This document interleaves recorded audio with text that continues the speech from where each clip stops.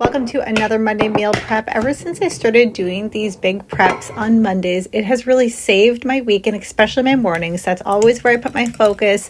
And because I had a ton of ripe bananas, I made a big batch of my banana peanut butter oatmeal breakfast cookies.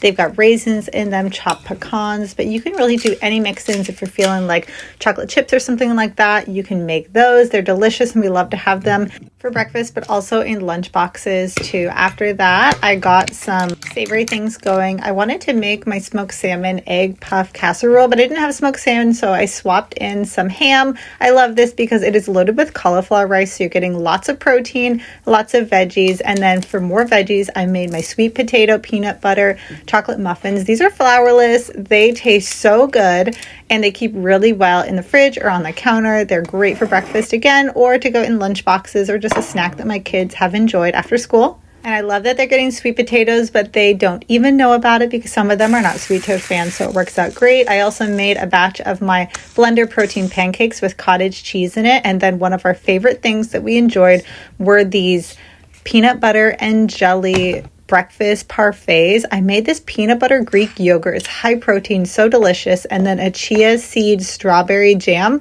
Put them in containers. Enjoyed them so much. You can find all the recipes linked down below. Please let me know if you try any of them out or if they help save your mornings as well.